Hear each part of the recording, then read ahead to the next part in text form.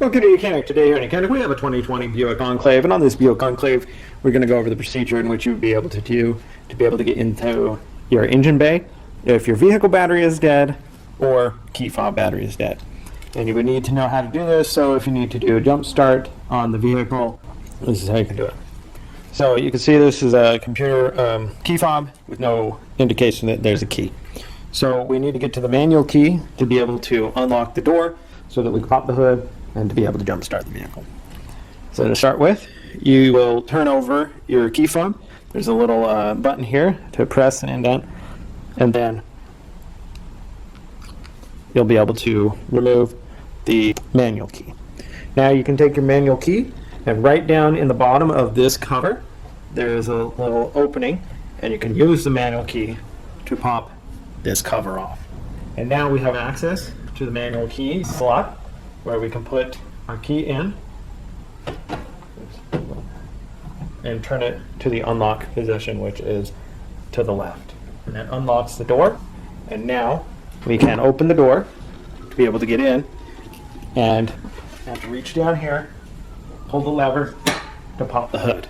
Now that the hood has been popped, we can proceed to hook up jumper cables to be able to jump our vehicle, or to change out the battery if we know our battery is bad and needs to be replaced. So once you've popped the hood, you've raised it up, we now have access to the battery and to be able to jump start our vehicle.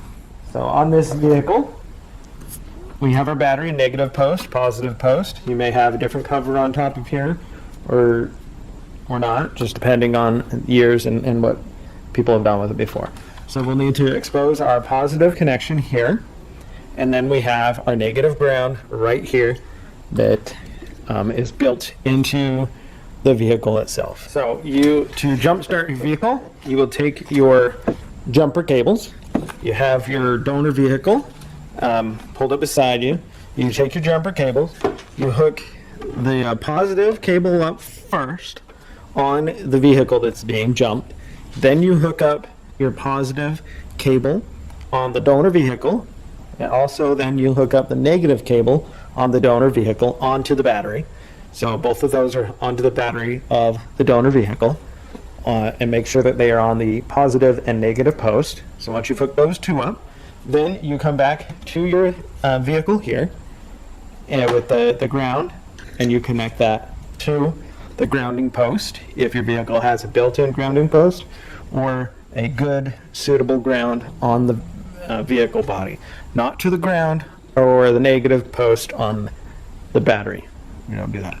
Now, if your battery happens to be really dead, where you had to use the manual key to get in there because you left your lights on or whatnot, you're going to want to make sure about the jumper vehicle to give you enough charge of 10 to 15 minutes or more to be able to have enough charge to start the vehicle. If it happens to be at home, you would probably just want to pop the hood. If you have a charger or access to a charger, you would want to charge that battery and not overwork your alternator. But if not, you can jump it, and that would be how you do.